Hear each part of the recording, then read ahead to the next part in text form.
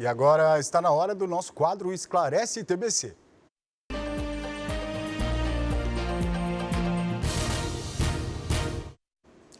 E hoje o assunto é correção do FGTS.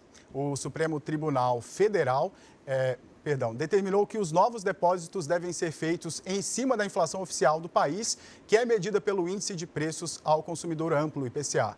Eu estou aqui com o Cássius Pimenta, que é auditor e consultor contábil. A gente agradece a sua participação aqui com a gente. Bom dia. Bom dia, sou eu que agradeço.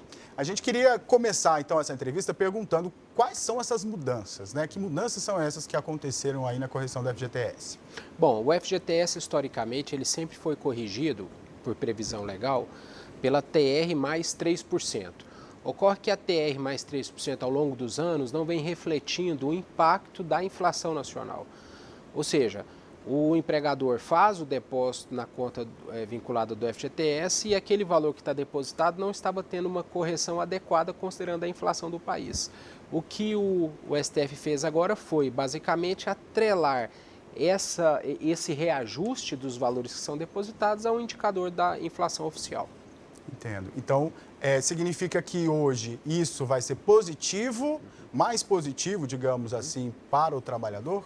Bom, essa é uma questão interessante. Se nós analisarmos historicamente os últimos 10 anos, a variação ficou muito pequena. Ficou 5,40 para um contra 5,7 para outro. Se nós observarmos, por exemplo, o ano de 2021, ela já foi mais importante. Em 2021, a correção tradicional, que até então era vigente para a tabela do FGTS, ficou em torno de 5% ao ano, enquanto o IPCA chegou a 10%.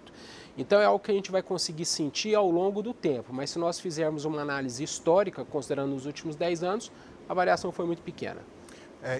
Isso de alguma forma pode ser retroativo ou não? É a partir dessa norma do STF? Sim, não é retroativo. Não atinge aqueles depósitos que já foram feitos. São para depósitos realizados a partir da ata de julgamento do STF, ou seja, o efeito é daqui para frente. Tá certo. Você que tem alguma dúvida aí sobre o FGTS, pode mandar sua pergunta para a gente aqui no 99109-5099, nosso telefone. Pode mandar sua pergunta que eu estou aqui de olho no telefone para poder repassá-la aqui ao Cássio, nosso consultor.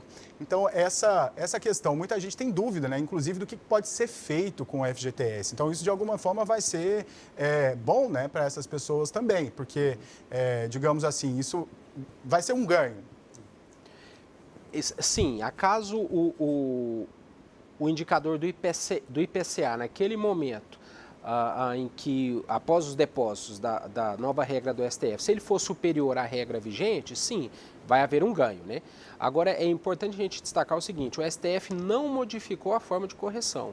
A forma de correção permanece a mesma, TR mais 3%.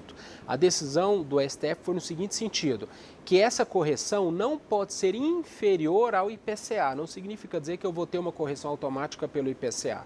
Tanto é que a determinação foi para que o Conselho Gestor do FGTS, quando identificar que essa correção for inferior, que ele busque mecanismos de fazer esta reposição, que são vários tipos de mecanismos. Então, não é uma correção automática. A minha conta já vai ser agora, a partir da minha conferência mensal dos depósitos, já deveria ser corrigido pelo IPCA. Não. Ele é apenas um balizador. Entendo. Então, esse novo sistema vai para a pessoa que está em casa assistindo a gente, ela não vai mudar muita coisa para ela, né? Ela vai continuar recebendo aquele valor que ela recebe todos os meses, não recebendo, né? Que a empresa deposita todos os meses ali, no final do ano pode ser que ela veja uma diferencinha daquilo que ela recebia, daquilo que ela via antes, por exemplo, dentro do FGTS dela, né? Isso, exatamente. Como que funciona a regra do FGTS? Ele é feito o depósito mensalmente durante o ano, como você falou. Fechou o ano, é depositado na conta vinculada esses valores de reajuste, que também podem acontecer de forma mensal. Então, ele não vai sentir esse reflexo tão grande. Vamos fazer uma conta matemática para que o ouvinte o telespectador possa compreender melhor.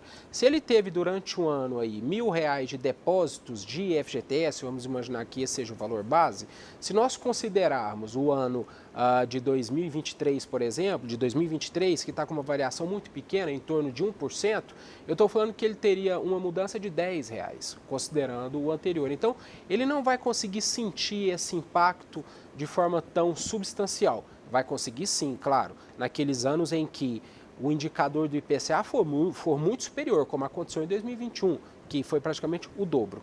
Uhum.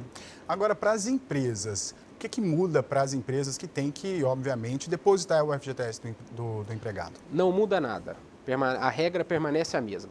A correção do FGTS é realizada pelo governo federal, que recebe esses recursos, pela Caixa Econômica Federal, na verdade, que recebe esse recurso. Para o empregador não muda em nada. Ele vai continuar fazendo o depósito do FGTS no percentual adequado, de acordo com o pagamento do seu funcionário. Tá certo. Cássius Pimenta, auditor e consultor contábil, a gente agradece muito a sua participação aqui no JBC Primeira Edição. Sou eu que agradeço, o Conselho Regional de Contabilidade está disponível para sempre que necessário esclarecer essas dúvidas, que a gente sabe que atinge diretamente o bolso do empregado, né? O FGTS hoje ele tem uma gama muito grande de possibilidades de saques, né? Então, naturalmente, que quanto maior o valor que o trabalhador puder sacar, é sempre mais vantajoso. O senhor trouxe esse assunto dos saques. Sim. Eu acho muito importante a gente aproveitar para poder falar disso, porque muitas vezes as pessoas sacam esse valor, usam esse dinheiro, pedem empréstimos, inclusive, né? Porque hoje esse FGTS também pode ser antecipado, né? E é preciso tomar cuidado com isso, né? Tem que tomar cuidado. O FGTS ele foi desvirtuado ao longo do tempo, né? Quando a gente puxa na memória, para que surgiu o FGTS? O FGTS é uma contrapartida à estabilidade que o servidor público tem. Quando você pega hoje um servidor público, ele tem uma estabilidade. O trabalhador da iniciativa privada, ele não tem essa estabilidade plena como o servidor público. Então, foi por isso que nasceu o Fundo de Garantia por Tempo de Serviço, que tinha regras muito restritivas de saque, né? Como, por exemplo, uma demissão sem justa causa, né?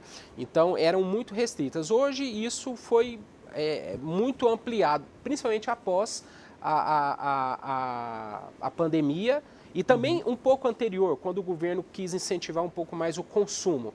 Então, abriu-se a possibilidade do saque aniversário, abriu-se a possibilidade, como você bem falou agora, de oferecer o FGTS em garantia de algum empréstimo. Então, o trabalhador tem que tomar cuidado até mesmo nessa utilização. Por quê? Porque ele é para garantir o momento que eu ficar sem a minha colocação profissional. Se eu saco ao longo do tempo e fico sem a colocação, eu vou estar em maus lençóis. E acaba que esse dinheiro também não vai render nada, porque no fim das contas você vai pagar mais juro do que receber qualquer outra coisa. Exatamente. Né? Se nós tivéssemos uma educação financeira, e uma educação financeira não, uma consciência financeira, a gente utilizaria esses saques onde há permissão do governo, nós faríamos esses saques para quitar dívidas que tem uma taxa de juros muito alta, uma dívida do cartão de crédito, por exemplo. Não faz muito sentido eu ter um recurso, um saque aniversário, ter um recurso que está sendo corrigido pela TR, agora pelo IPCA, vamos imaginar 6% ao ano, mas muitas vezes pagando um juro de cartão de crédito de 2%, 3% ao mês, né? Então, se eu soubesse utilizar isso de forma satisfatória, naturalmente que eu teria, até mesmo, curioso, para investimento. Se eu pego o meu saque aniversário, retiro do depósito lá da Caixa Econômica, que eu sei que vai me remunerar 6% ao ano, e eu tenho títulos do governo que me remuneram a 10% ao ano. Mas isso depende de uma consciência. É difícil, no dia a dia é difícil. Você está com um recurso na conta e acabar tendo que desviar para não fazer frente às despesas diárias, que a gente já sabe que já são muito altas. Tá certo. Mais uma vez, muito obrigado, Cássius Pimenta, auditor e consultor contábil. Muito obrigado pela sua presença aqui. Muito obrigado. Bom dia, bom trabalho.